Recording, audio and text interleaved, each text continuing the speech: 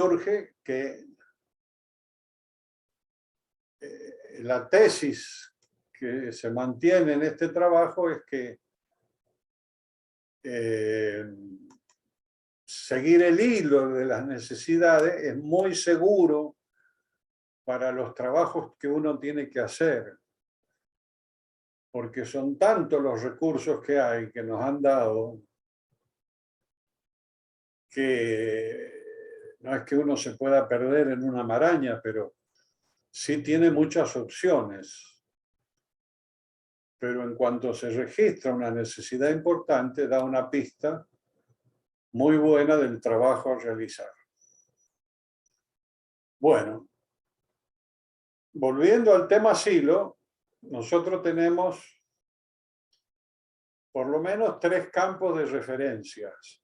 Uno que es su obra completa y silo.net, que es lo que él se esmeró especialmente en dejar terminado como referencia de su obra, y donde aparece este tema, y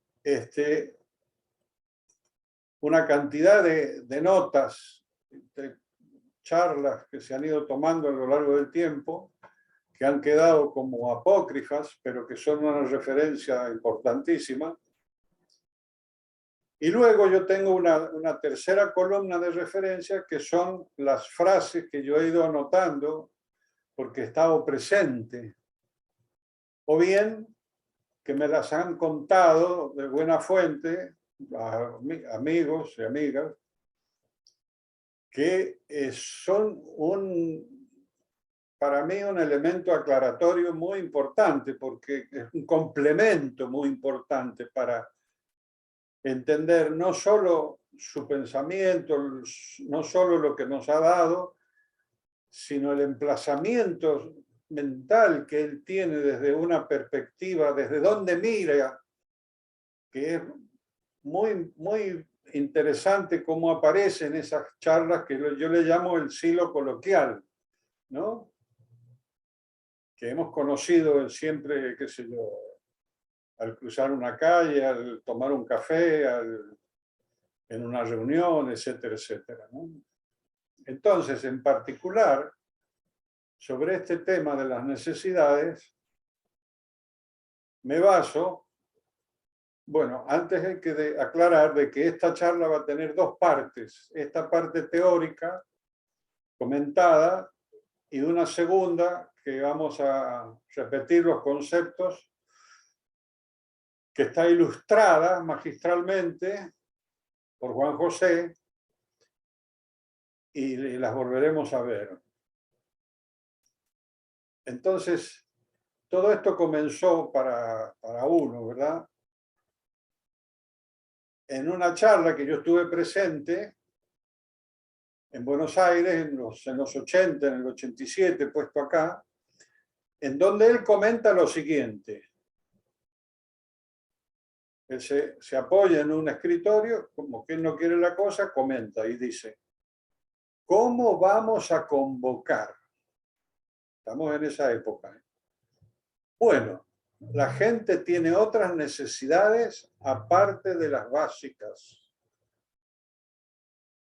Tiene necesidades afectivas, necesidades de reconocimiento, de participación y otras más internas.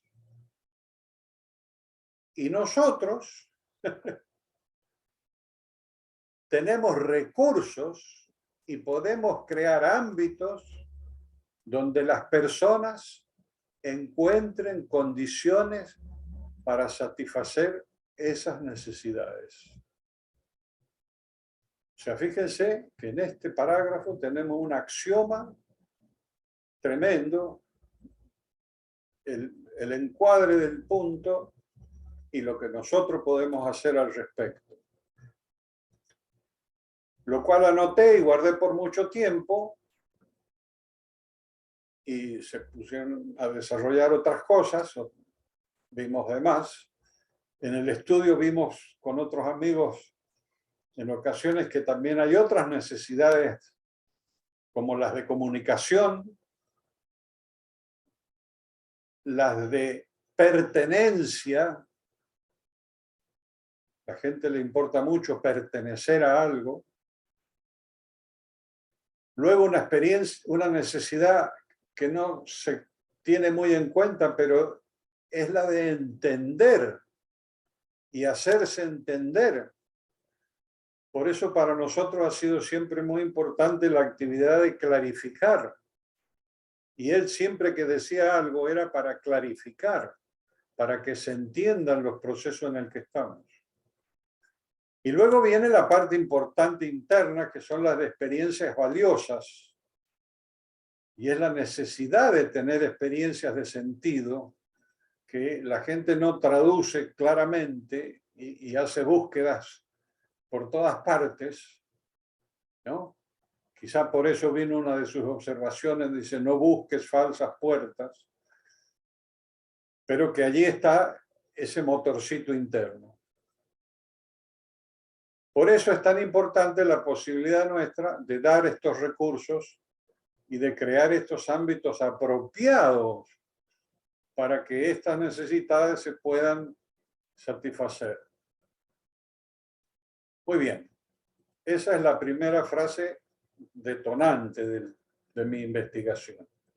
En otra ocasión, creo que en los 90, cuando le comento de las dificultades de la época que había, parecida a la época actual, que claro, se complica la vida personal, pero eso complica nuestras actividades, el activismo. ¿Cómo hacemos? Le dije. Eso fue una charla en su casa. En algunas ocasiones estuve allí. Y muy serio me dice claramente, hay que atender a las necesidades. Si no, se cae todo. Y todo es todo. Eso me hizo ver la importancia de organizarse bien para dar respuesta a todo lo que uno está haciendo. Es decir, el activismo, la vida individual, etcétera, etcétera. Atendiendo a prioridades, que también en aquella ocasión nos habló mucho de las prioridades y nos decía, me acuerdo, lo que va primero y lo que va segundo es importante. Si lo segundo es arreglar el calefón, no quiere decir que no es importante porque va segundo. Es importante. Y si lo tercero es no sé qué, también es importante. Así que estaba ese tema de las prioridades en aquella época. Y dicho sea de paso, a mí me pasó que se me cayeron varias cosas. O sea que eso de que se cae todo, se cae. Y cuesta después reorganizarse. De modo que es una observación importante. Y bueno, yo fui tomando nota, siempre en un cuadernito de aquella época. Y encontré frases que de esas tantas charlas que él tiene, en un escrito en donde me encuentro la siguiente frase.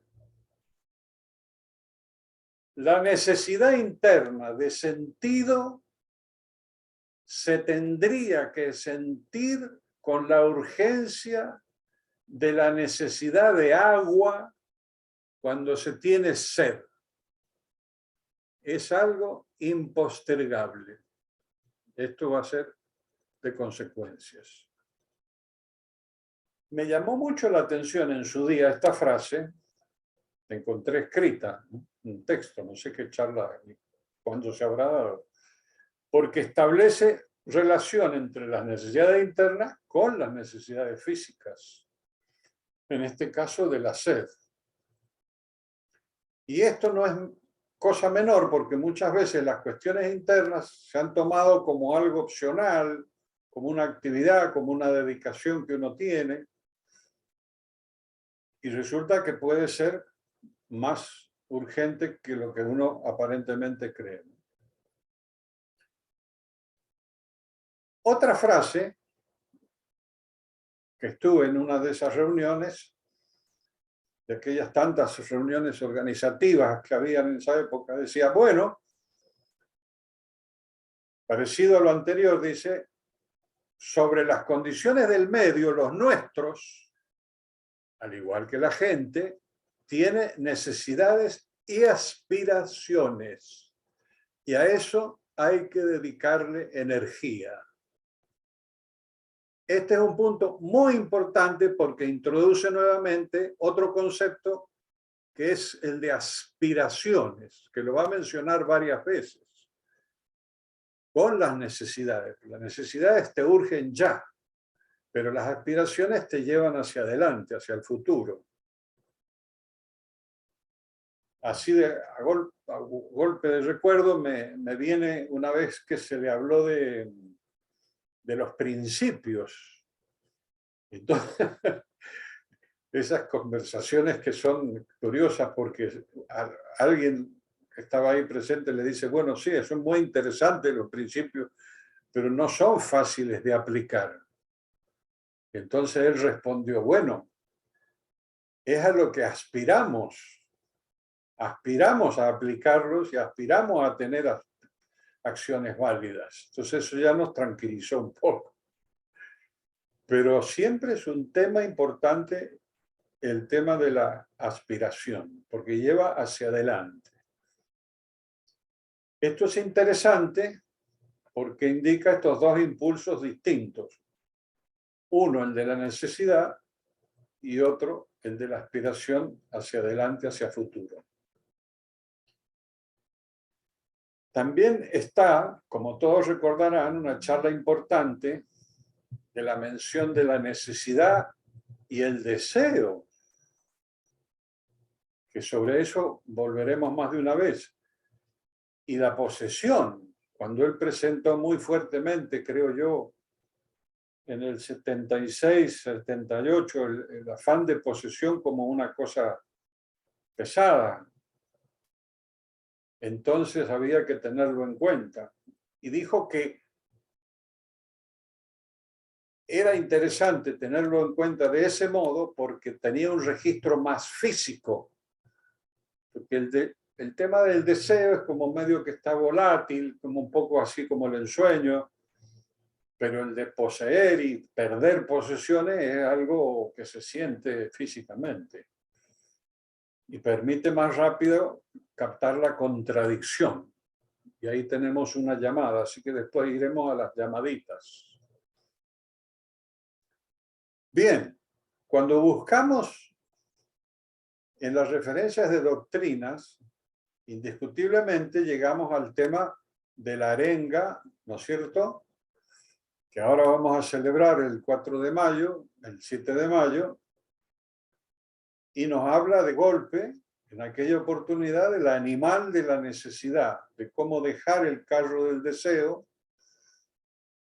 y atender a las necesidades. Atiende tus necesidades, pero mata el deseo, depura el deseo. Aquí también hay dos direcciones, la necesidad que se satisface, ¿no es cierto?, y el deseo que sigue acuciando, ¿no es cierto? Y ese es el que nos va a complicar.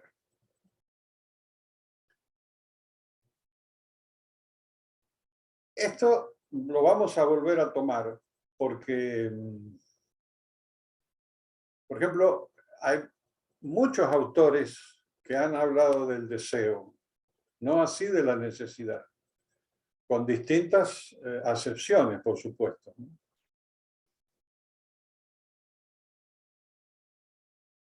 Otro punto de referencia doctrinaria es aquel que cabe destacar el título de su conferencia en predialogales, ya cambiamos de campo, y nos va a decir, no existe diálogo completo si no se considera a los elementos predialogales en los que se basa la necesidad de dicho diálogo. Siglo 1993. O sea que miren qué curioso este giro de que la necesidad de un diálogo está basada en los antepredicativos, esos que son intangibles y que no se ven. Entonces no se puede establecer un diálogo, se puede establecer, yo hablo el otro escucha otra cosa, me responde otra cosa y cada uno va diciendo lo que quiere decir, pero no quiere decir que se combinen esas cosas, porque hay preconcepciones distintas. Pero esa es una mención importante.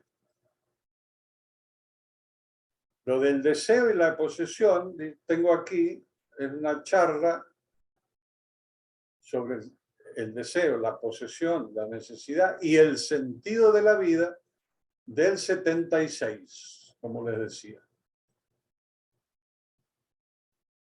Y ya entonces, hacia el 2000, cuando aparece el mensaje, nos presenta nuevamente lo de la necesidad, con la reflexión de pedir, o sea, meditar, reflexionar en aquello que necesito realmente. Y acá viene una pequeña distinción, como dicen en España, un matiz, una matización, porque puede ser que lo necesite, pero no tan realmente. Y hay otra charla que me llamó mucho la atención, que se fijara y nos lo quisiera hacer ver con evidencia, de atender a la gran necesidad. Hay vídeos y ceremonias donde hace mención a esto de la gran necesidad. Particularmente tengo el recuerdo de haber estado presente en Madrid, en una confitería que él llegaba, lo fueron a buscar al aeropuerto, venía de Roma de presentar el mensaje y entonces estaba con el librito del mensaje, lo levanta así, lo muestra y dice, esto es más o menos lo que me parece que se necesita en estos tiempos.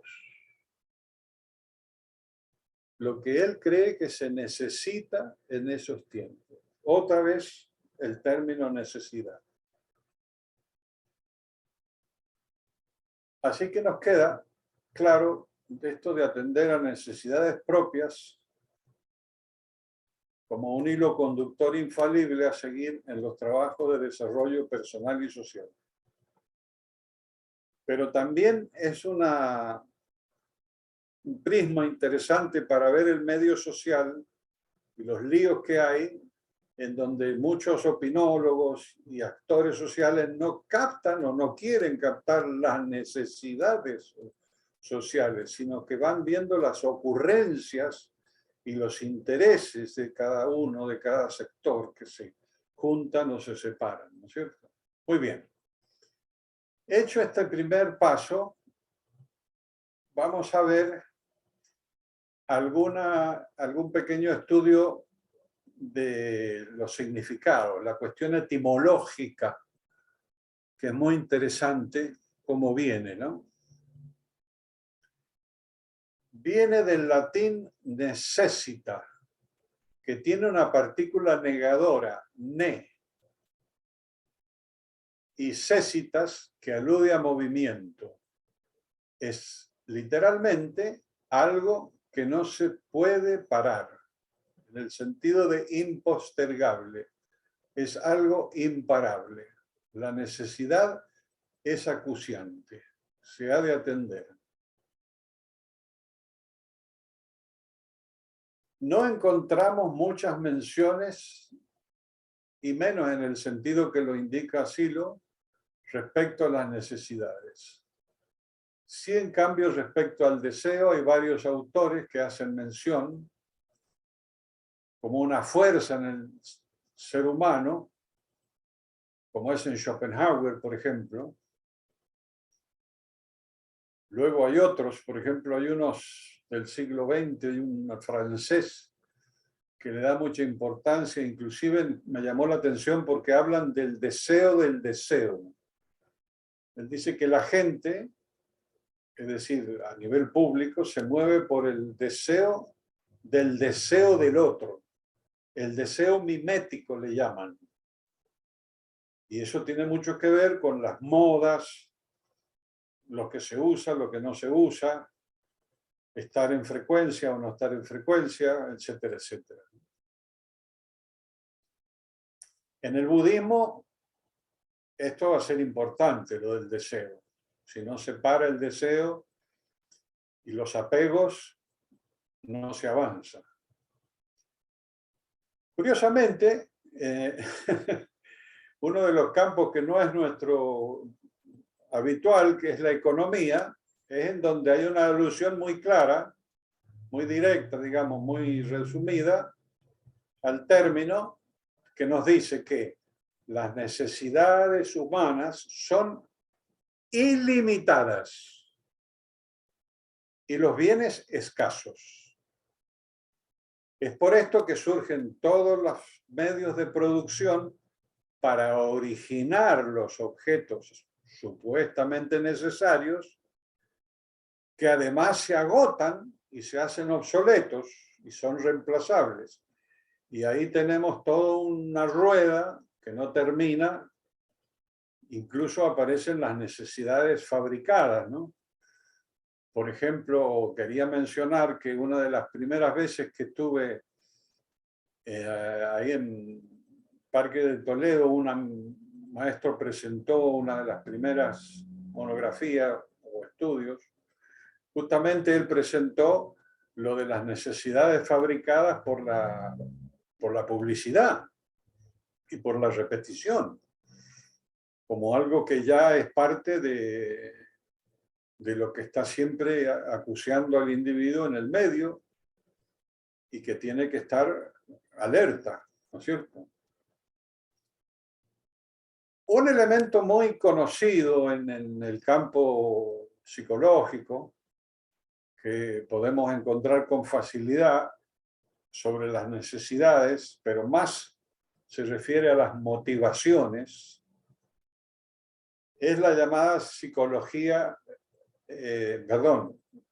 la pirámide de Maslow, la llamada pirámide del señor Maslow en psicología, que este es un psicólogo estadounidense, curiosamente de la corriente que ellos le llaman humanista, no sé bien en qué consiste, ¿no?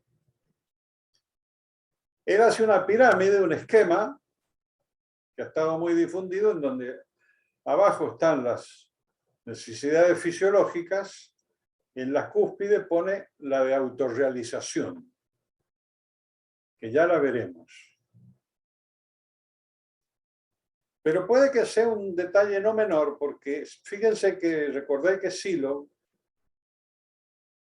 hablando ayer con un amigo de la conferencia de prensa que dio en Buenos Aires en el 69, por la charla de Plaza 11, a uno de los, no sé si en esa ocasión o una charla con un periodista, él habla de la autorrealización.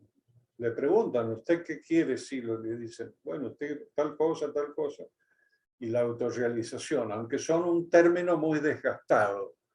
Tendríamos que corroborarlo, pero hay un toque ahí en ese sentido. El tema este que Silo lo ha mencionado como los motivos, aluden a fuerzas del pasado, ¿no? Uno está motivado por algo que nos motiva y nos impulsa como que viene del pasado. Y a nosotros nos gusta más, según me contaban y que él afirma, lo de las aspiraciones, que es lo del futuro, más hacia donde aspiramos a ir, ¿no? Así que aquí estamos con dos tendencias, motivos, dos pulsiones, aspiraciones y lo que necesitamos. Otra mención sobre la necesidad, pero va a ser en otro campo. En los años 70 hay un autor francés, Jacques Monod, que nos presentó el libro El azar y la necesidad, que lo hace más en el campo de la biología, de lo físico, ¿no? Pero es interesante el concepto, porque ellos ven como que hay cosas como leyes, qué sé yo, la gravedad es por necesidad, y la fotosíntesis también, y de repente, ¡pum!, por azar aparece un efecto, no sé, la erupción de un volcán.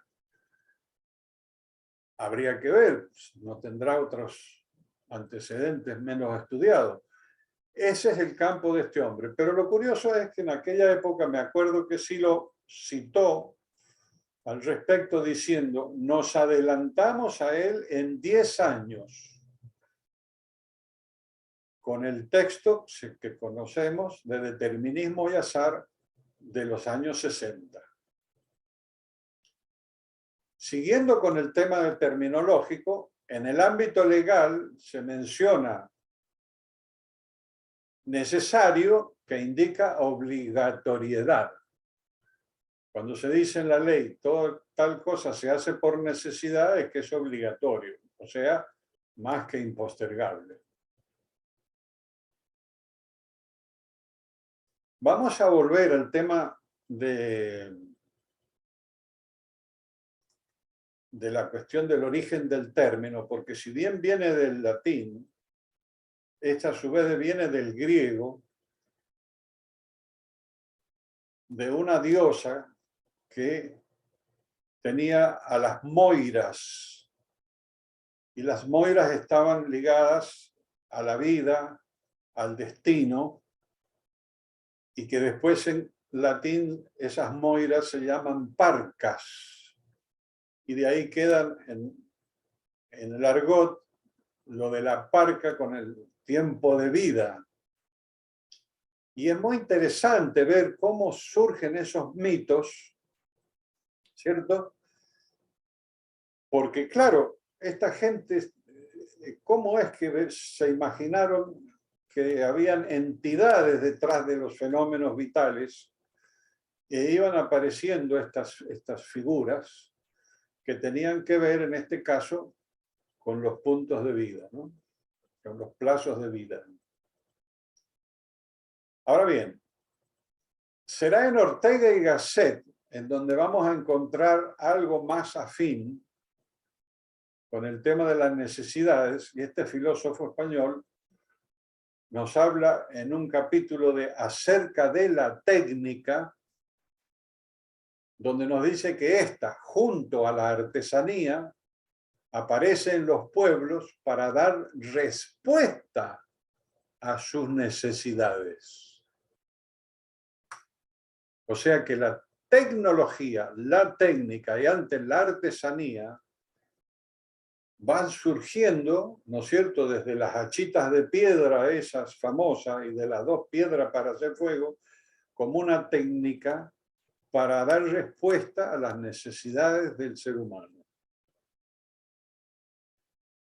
Necesidades que surgen, según este autor, por el hecho de vivir la vida, que es la fuente principal de todas las necesidades. Y agrega, pero el ser humano no quiere simplemente vivir, no quiere simplemente estar, quiere estar bien, quiere bienestar. Nos resuena, ¿verdad? No lo dirá en el mismo sentido, quizás, no sé. Pero es interesante lo de este hombre. La mirada, como él, ese término es de él también, las miradas. Así que brevemente hemos mencionado lo escuchado en Silo y los escritos que han circulado y hemos encontrado, pero siendo la siguiente una nota destacada, ya digamos más estricta, de su obra completa, en donde dice que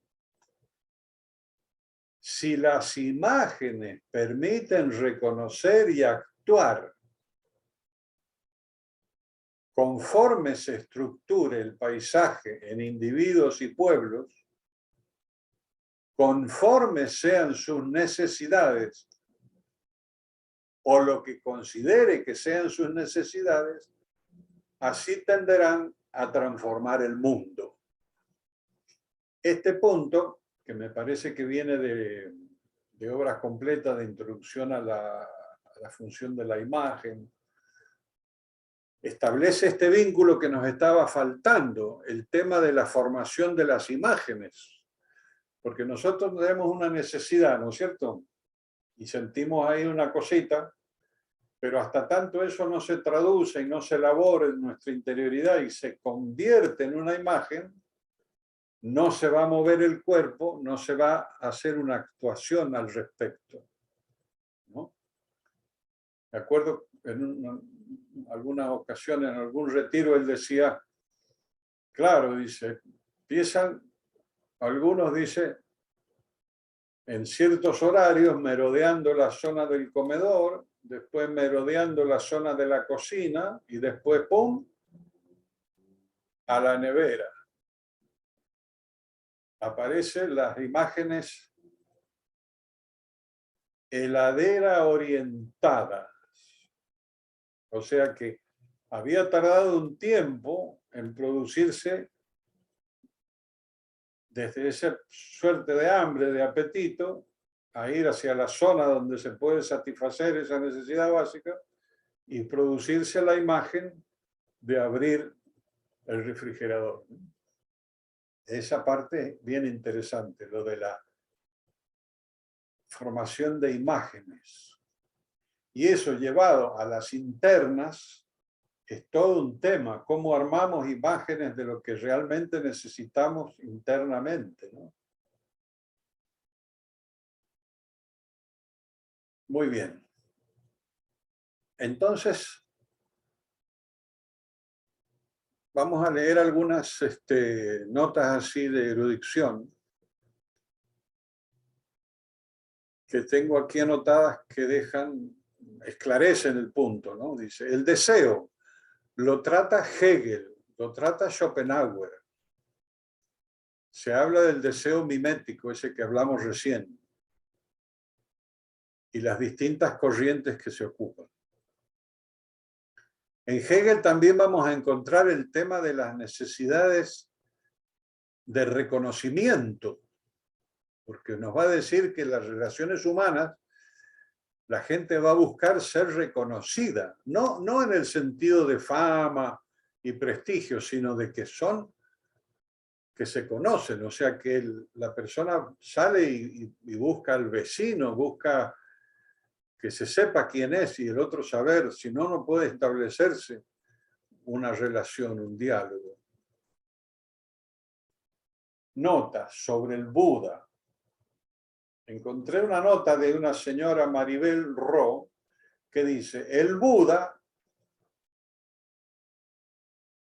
dice que se debe cuidar el corazón y los pensamientos. Las personas siempre desean más y más y se enojan cuando no lo logran. Y por eso hay mucho conflicto y etcétera, etcétera.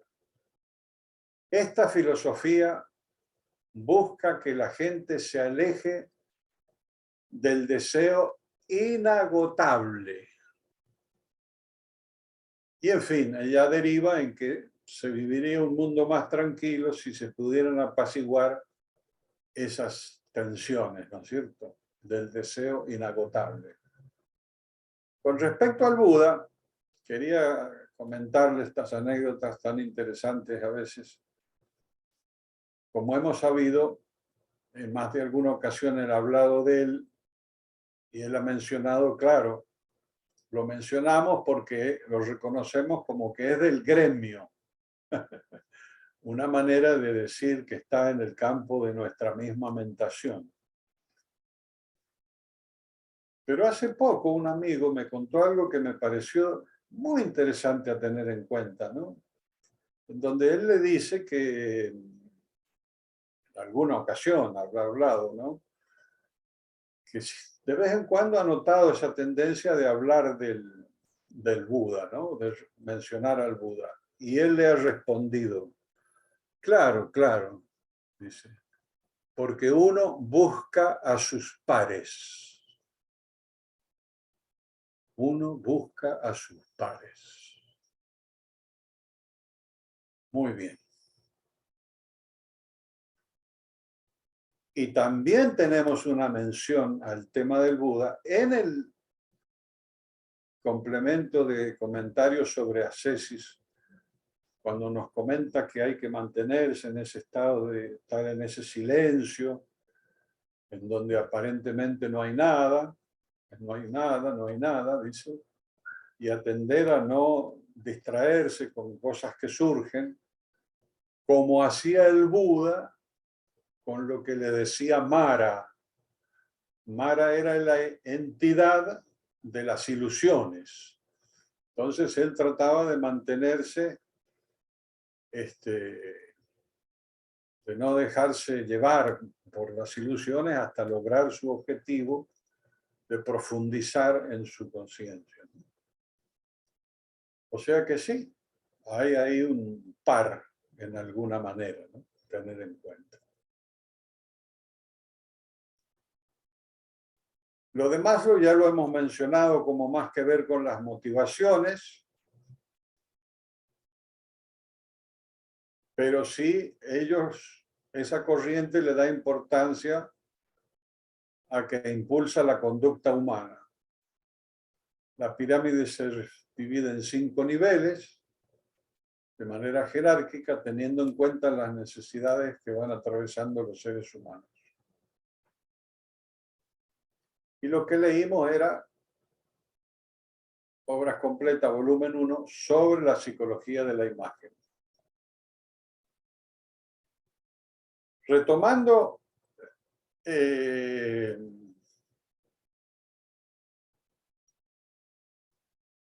punto curioso de que al estar presente en una charla, esto desde mi punto de vista, ¿no? Al estar presente en una charla y escucharlo a él hacer mención a ese tema, le produce a uno un impacto y le da muchísima importancia.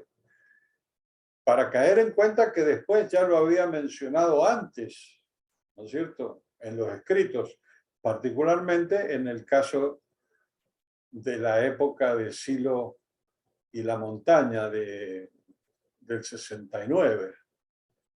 Y ahí rescaté una de las primeras menciones, está creo que en Diálogos de la Isla Negra, en esa conversación en donde dice que una persona muy interesante, no sé qué, le pregunta, ¿qué necesidad corresponde saciar primero? ¿La del cuerpo o la del espíritu? Yo te digo que la del espíritu. Y aquí el nuevo elemento que tenemos que tener en cuenta en relación con el principal de la necesidad, este tema del espíritu, que lo ha venido a retomar al final, en esta última época, después de las disciplinas y con lo de las tesis, y cuando habla de que hay que estar atento al desarrollo del espíritu, que uno lo sabe, ¿no? Y hay una charla que creo que hace alguien que estuvo allí, hace un relato de experiencia en cuanto pudo tener algunos indicadores en donde va sintiendo esta persona que va surgiendo en ella, o como otra, no sé cómo lo llama, otra entidad, otro algo, que es más el espíritu que la cuestión de lo cotidiano.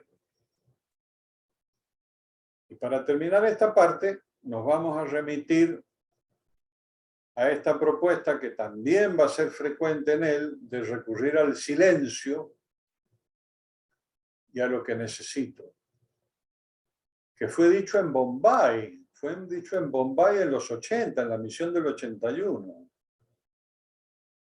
Y nos dice, desde este silencio pregunto en lo más profundo de mí, ¿qué es lo que mi vida necesita realmente? Y hago un silencio mental, trato de escuchar las respuestas que van surgiendo y atiendo a esa u otras respuestas que no proceden de una forma habitual de mi propio yo, de mi propia razón, sino que parecen surgir de otro espacio, de un espacio más profundo. Medito unos instantes sobre lo que mi vida necesita realmente. El contacto con lo más profundo de mí, pido en mi interior la fuerza necesaria, la paz mental y la alegría para lograr lo que mi vida necesita realmente. Silo, Bombay, 81. Muy bien. Hemos visto varias cosas. A ver, aquí tenemos un pequeño anexo. Entonces,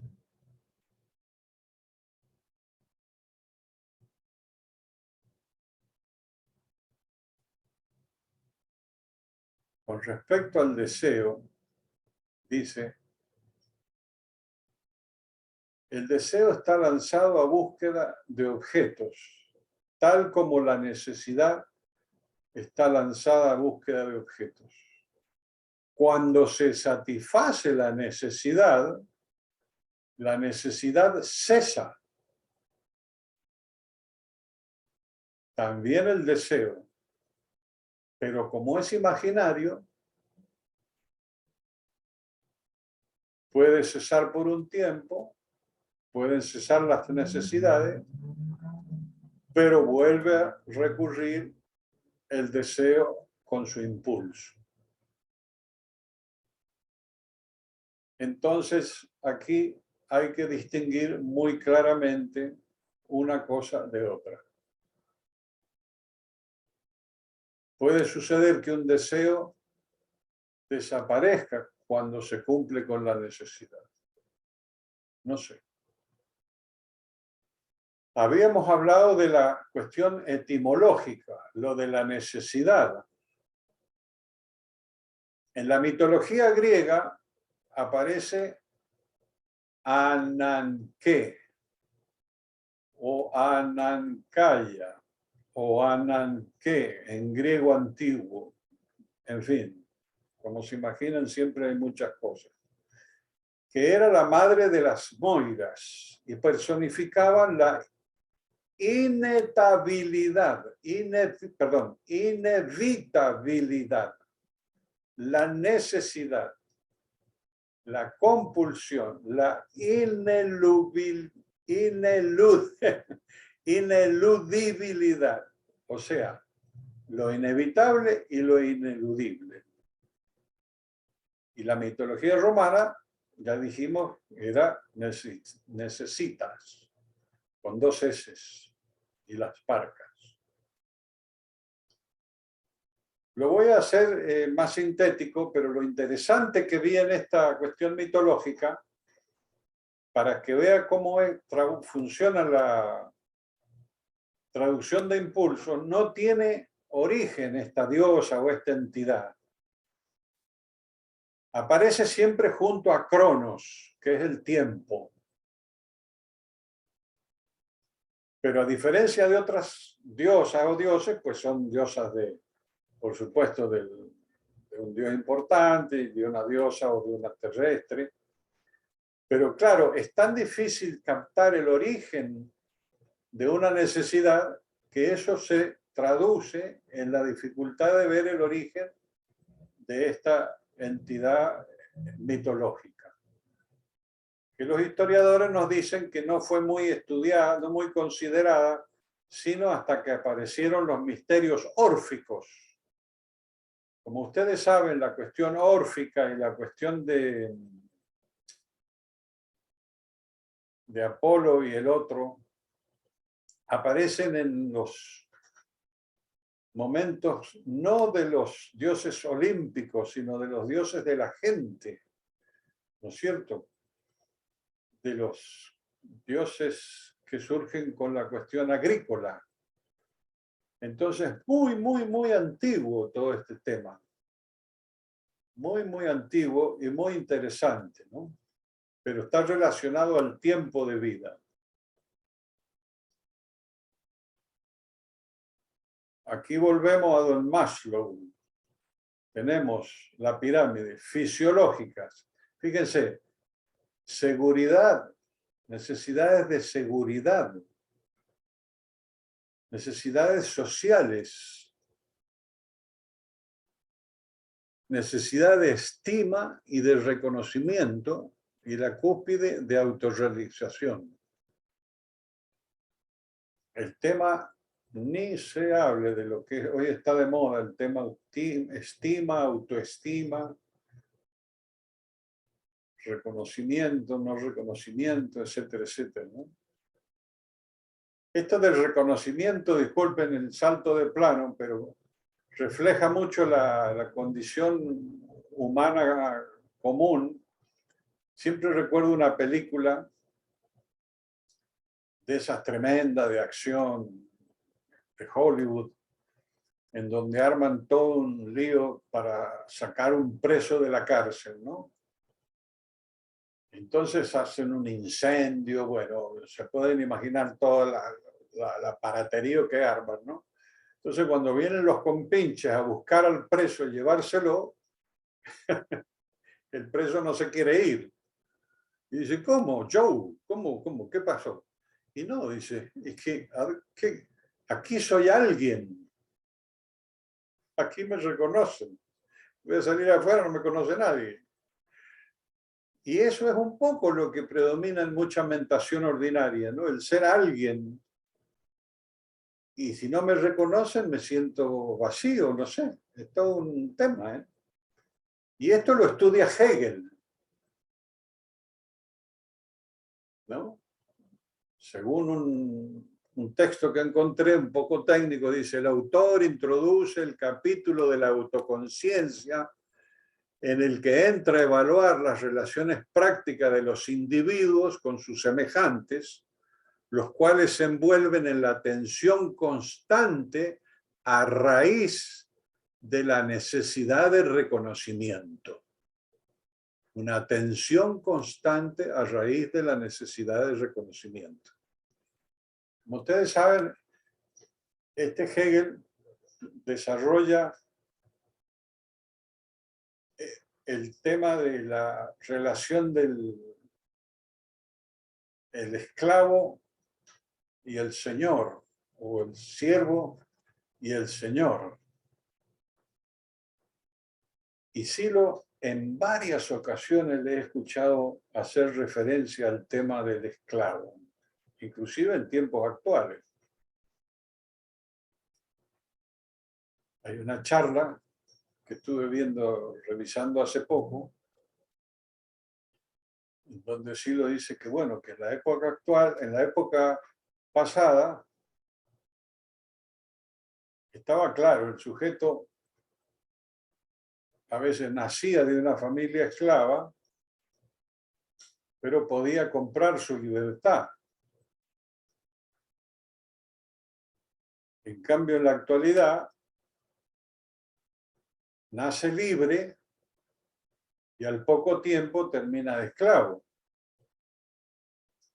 Termina enredado con deudas, con tensiones, con una serie de cosas. Y él explica en esa charla que yo tenía anotada, no queremos que a los nuestros les pasen esas cosas de pérdida de libertad de movimiento por quedar atado a esa cuestión. Pero lo que Hegel desarrolla es muy interesante porque dice que, claro, el dueño tenía un esclavo y el esclavo era el que hacía el oficio. Entonces, y el oficio era necesario llevar adelante para satisfacer las necesidades del señor. Y el que aprendía el oficio y el que aprendía todo ese manejo de cosas era el esclavo y el señor no aprendía nada, era ocioso. Entonces, a la larga, es la mentalidad del esclavo que va a terminar siendo operario y va a terminar siendo otra cosa y va cambiando en las sociedades, sobre todo europeas, de la Edad Media, no sé, todas las cosas que va pasando hasta el siglo XIX. Pero no ha sido menor la relación amo y esclavo. y él buscaba el ser reconocido como tal. Así que bueno, hemos estudiado un poco el tema del reconocimiento. Sobre el tema de las necesidades afectivas, imagínense, ahí tenemos bastantes cosas desarrolladas, desde Erich Fromm y el arte de amar, creo, hasta la inteligencia emocional. O sea, hay mucho en el medio con el tema este de lo afectivo, pero es importante mencionar cuando Silo va a aplicar ese término para el trabajo interno de algunas prácticas, él va a decir, en alguna ocasión es bueno aplicar, hacerlo con afectividad, el trabajo con la fuerza, o sea, como que uno le pone cariño al tema, no es solamente técnico, no es solamente de dedicación, ¿no es cierto? Así que bueno, todo eso ya lo hemos visto. Y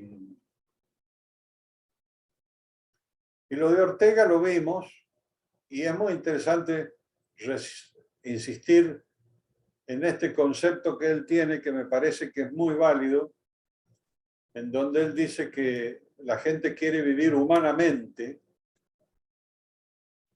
no quiere solamente estar en el mundo, sino que quiere bienestar, ¿no es cierto? Y que, a diferencia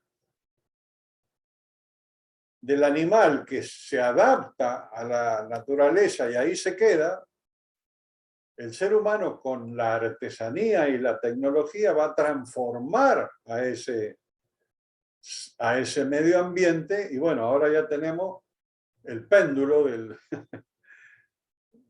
tema ambiental, ¿no es cierto?, que conocemos.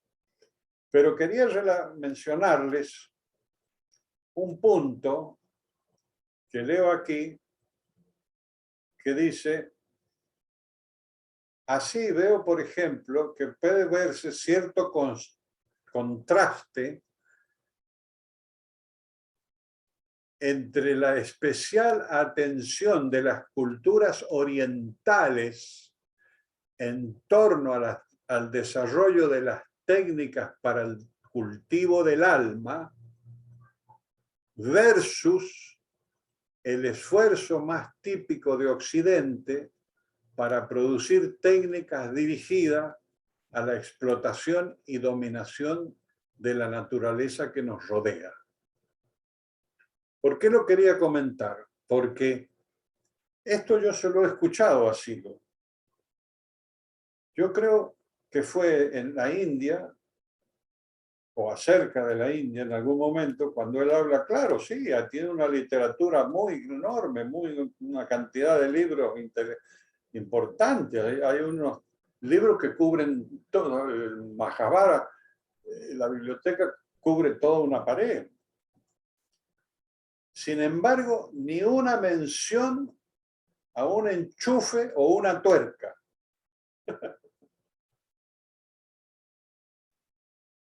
Es decir, que la onda mental de aquellos tiempos se fue, por un lado, a una cuestión muy, muy florida, muy ramificada de todo lo que conocemos como el hinduismo y las primeras técnicas de aplicación personal, ¿cierto?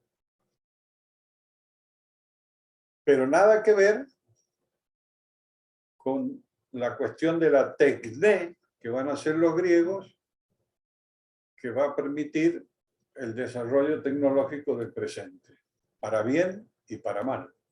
Eso es así.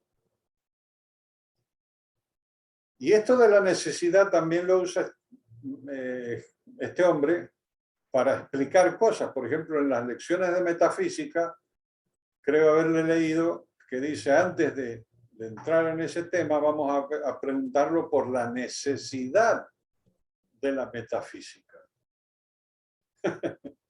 Si hay necesidad de ese tema de cosas. Y bueno, hemos dado un amplio recorrido de las distintas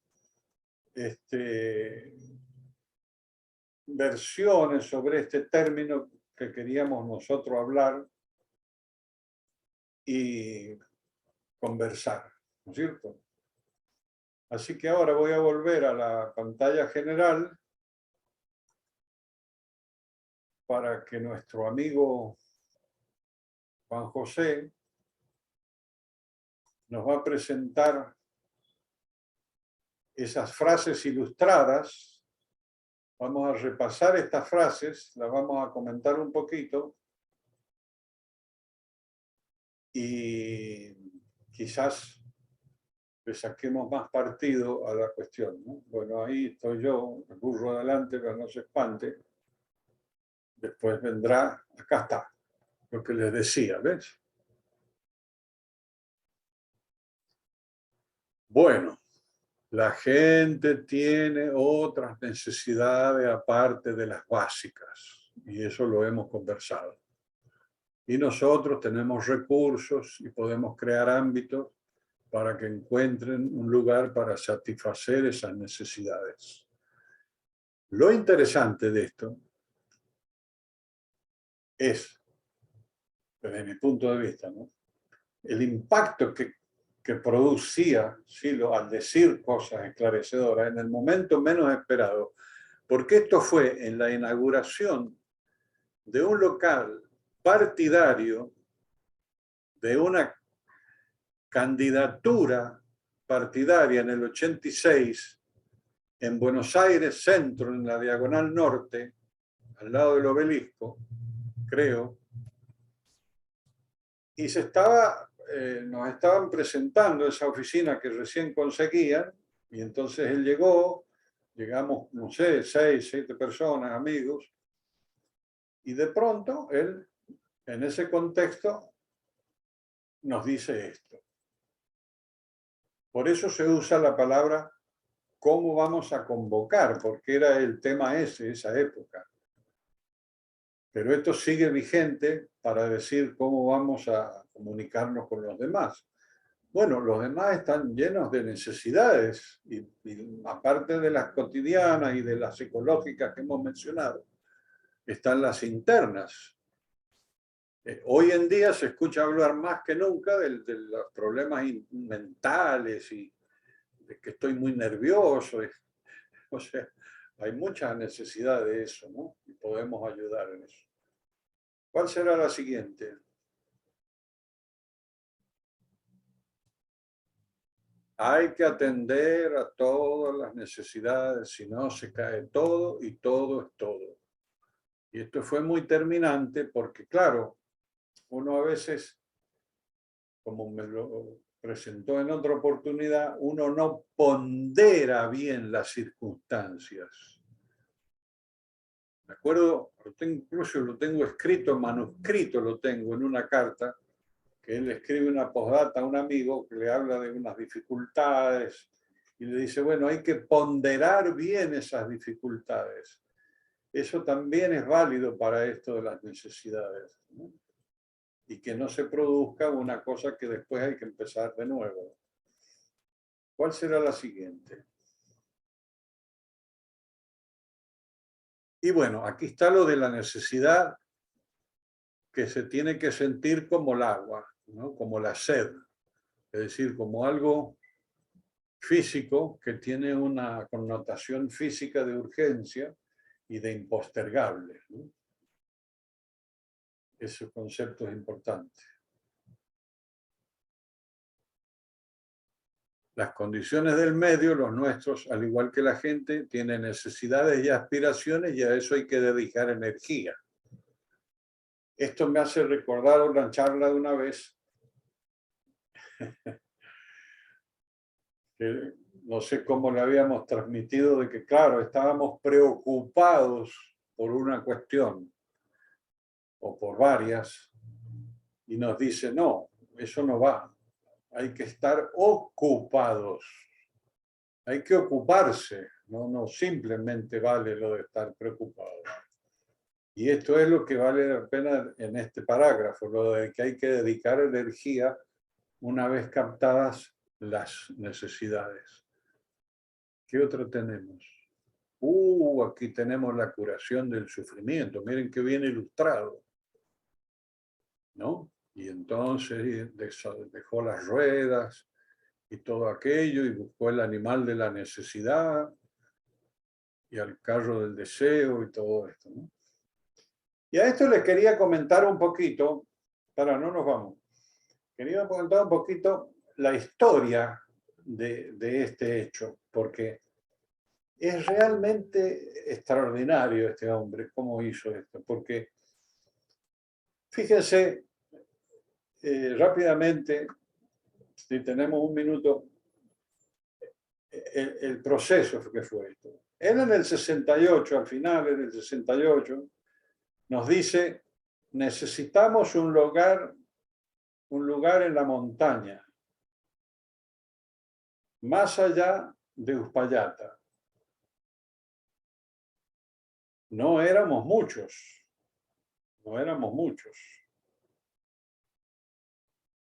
Luego nos comenta también en ese fin de año del 68 que se va a instalar en ese lugar.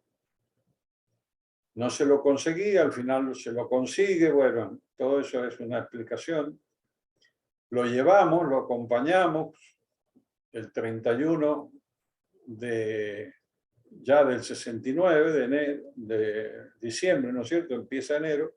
Él quería viajar de noche con la fresca para llegar allí, instalarse. Lo acompañamos, 2 amigos se quedaron más allá del río, ¿no es cierto? El parque está para acá, está el río, él se quedó allá, se fue donde se tuvo la ermita.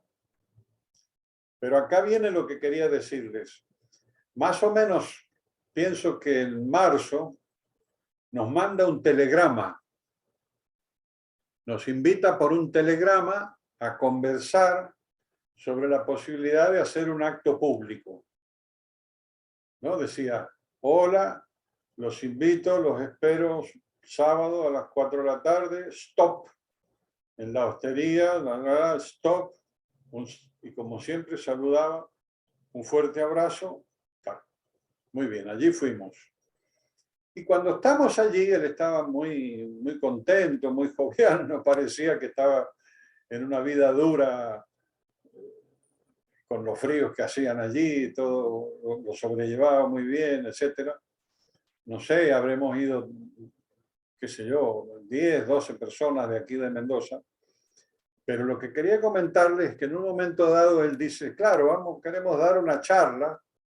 Es tenemos que empezar a decir las cosas en público y vamos a dar una charla budacha. Budacha. Imagínense, ¿quién entendió algo en aquel momento? No lo sé. Pero allí viene enunciado ya en lunfardo, si se quiere, en argot, este tema del deseo y la necesidad y todo aquello ya en el comienzo. Pero hay un momento que no vale la pena olvidarse, que una de las personas aquí de Mendoza me lo hacía notar una vez. Cuando él al principio está diciendo, si has venido, ¿no?, a todos los que se han equivocado de haber ido a escuchar a una persona, él le dice, no está, este hombre no está aquí para usarte, ni siquiera, ¿verdad?, porque no te necesita.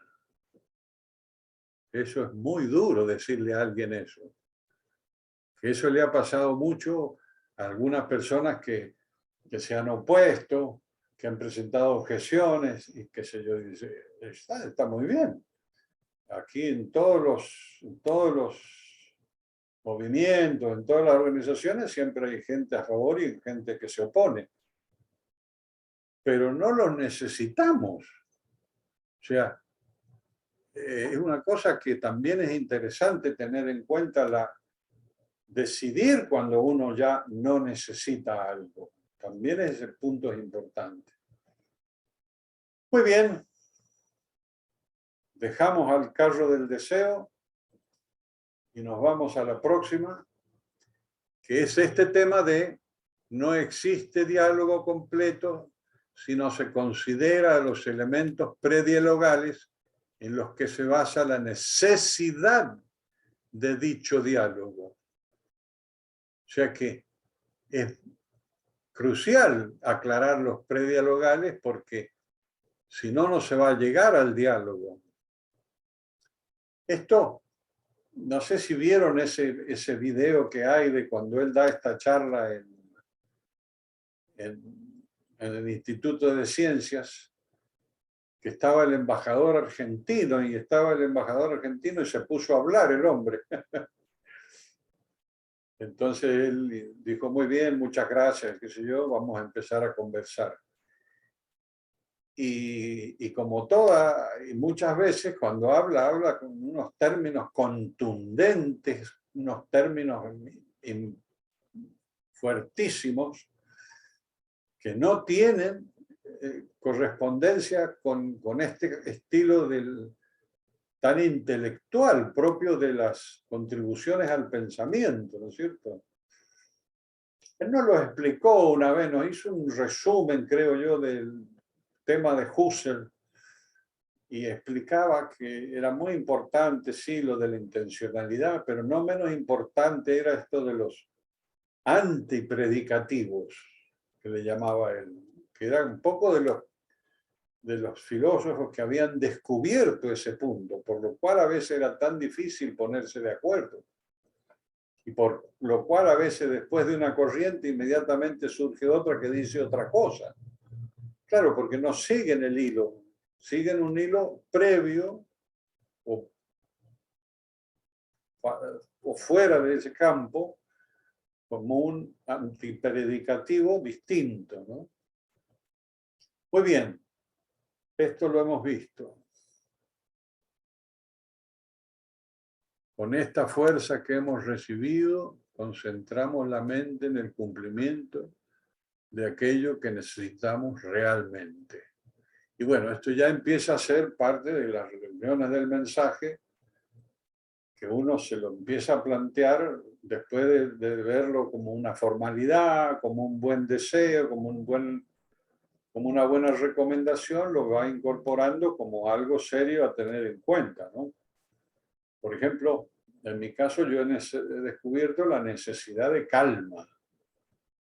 En esta época de tanta complicación, de que un mero trámite puede terminar en una discutidera, ahí hay que aplicar, ¿no? Es como si uno va a hacer algo más o menos mundano y ya tiene que empezar con mi mente está inquieta y que mi corazón no se sobresalte. O sea, yo le veo mucha aplicación a esto de lo que realmente necesitamos. ¿Cuál es el próximo?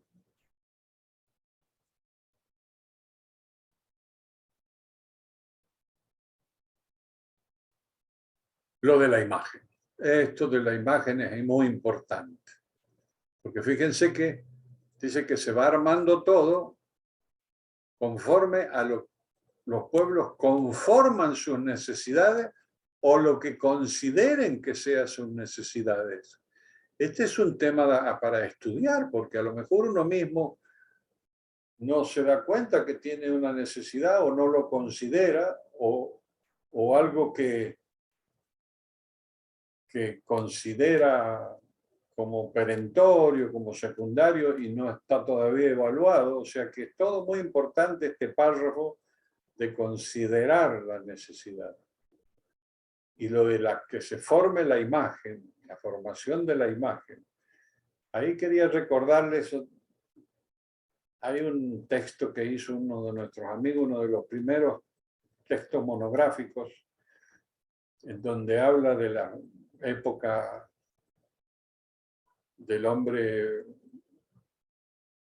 que descubre el fuego, que descubre las herramientas y que va haciendo todo ese proceso, pero explica, el que redacta eso dice, en algún momento a esta gente le surgió la imagen de la chispa y después la produjo. La imagen de una pedernal de piedra, y ahí lo produjo. Entonces, ¿cómo puede haber sido en nuestra evolución la producción? Es como si hubiera que hablar de la antropología de las imágenes, ¿no? Cómo se han ido formando, cómo se han ido haciendo, ¿no es cierto? Por ejemplo, otro día veía un artículo de los hombres de las cavernas, ¿no? Todo un paso a después armar imágenes para salir de las cavernas y a salir al llano. Claro, habrá cambiado el clima, pero durante mucho tiempo le pareció lo más normal. Entonces, en nuestro caso, hay un paso importante de trabajo personal a ir afinando las imágenes. Y a él yo le he escuchado muchas veces el tema de las imágenes. Para terminar el ejemplo, me acuerdo una vez un amigo que no sé qué discusión había tenido. Sí, había tenido una discusión sobre algo y él, en vez de entrar en ese algo, en ver si es razonable o no, dice, bueno, pero ¿no será mejor flexibilizar las imágenes? ¿No será mejor tener imágenes más flexibles y ver cómo se amplía el panorama? Así que ese es un punto muy importante. Después, ¿qué tenemos? Nuevamente lo del silencio, creo. Muy bien. Así que ya tenemos lo del silencio, medito unos instantes y atiendo a esto.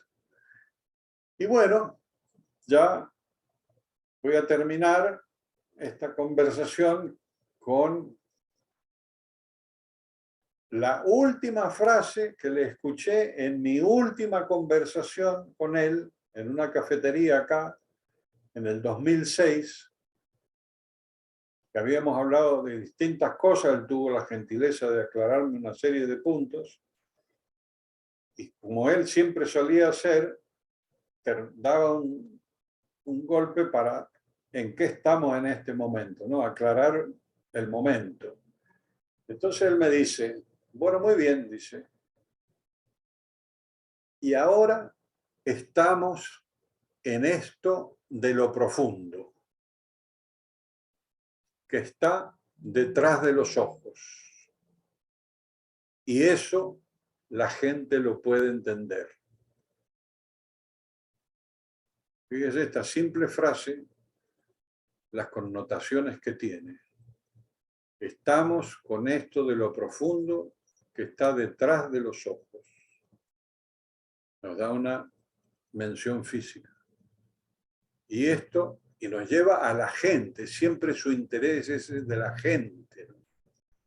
Que viene desde los comienzos. Los primeros libros que nos dio a leer o nos recomendó fue ese de Ortega, de El hombre y la gente.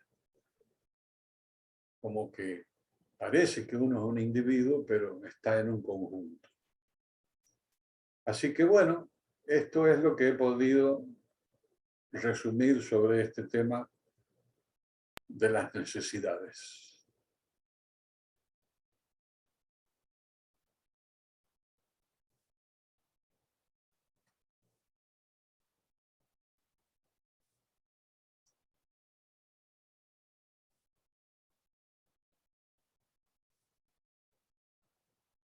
No tengo más preparado. Bueno, amigos, si alguien quiere hacer en este momento alguna pregunta, por favor, y si no, volvemos rápidamente. Todos tienen habilitados los micrófonos. Y Luis Eber Rojas levantó la mano. Gracias, Tito. Gracias. Excelente. A usted.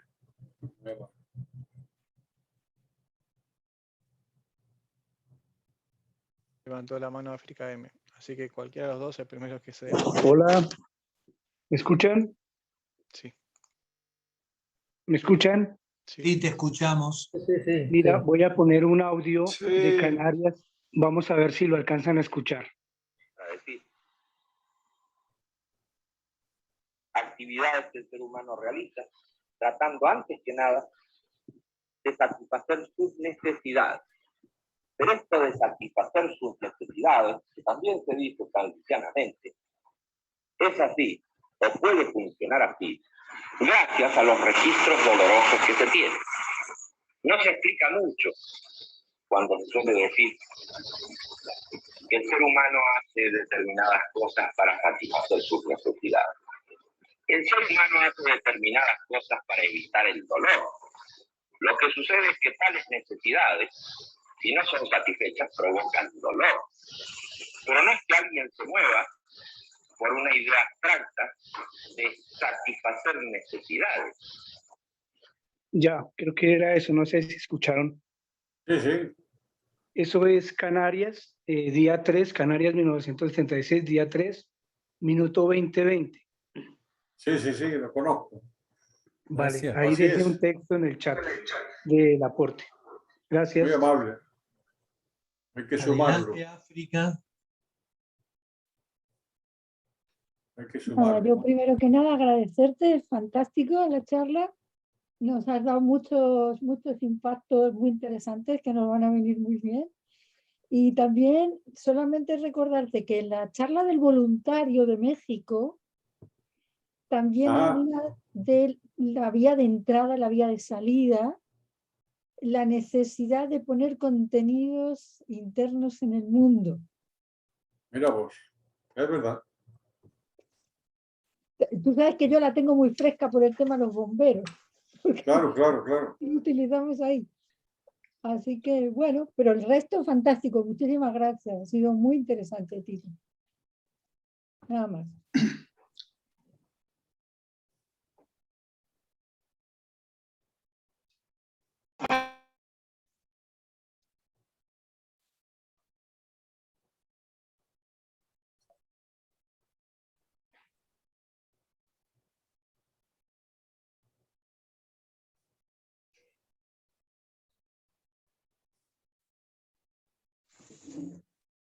Bueno, nuevamente entonces les agradecemos a todos su participación y bueno, van a estar recibiendo la grabación de esta charla en la dirección de email con la que se han inscrito a la misma. Les deseamos a todos buena jornada Juan, y alegría. sí, les pedimos a los que no se inscribieron, que pasaron por otro circuito, que dejen los correos en el chat para que podamos hacerles llegar el video y que estén en nuestros registros. Por favor, Vale, por lo menos 4 personas estén en esa situación. Gracias, Tito. A usted, Gracias, muchas gracias. Tito, un Gracias. abrazo. Gracias, Tito. abrazos. Gracias, Gracias, Tito. Abrazo. Un abrazo. Muy interesante todo. Gracias, Tito. Gracias, Tito. Gracias, Tito. Un abrazo a todos. Un abrazo. Gracias. Gracias, Tito. Hasta la próxima. Saludos. A la próxima. Gracias, Tito. Gracias, Tito. Gracias. Gracias. Abrazo grande, Tito. Gracias. Gracias, muy amable. Muchas gracias. Muchísimas gracias. Muy buena la charla. Gracias, Tito, gracias. Un fuerte abrazo para todos. Gracias, amigos. Amigas. Agradecido, Tito. Abrazo. Abrazo. Abrazos. Que se repita. Abrazo, Tito. Gracias. Que se repita. Paz, fuerza y alegría para todos. Obrigado. Paz, força e alegria. Gracias, muy bien. Gracias. Hasta la próxima. Un abrazo. Hasta la próxima. Abrazo. Paz, Abrazo, fuerza y Tito. alegría. Gracias a todos. Amable, Tito. Gracias. Chao.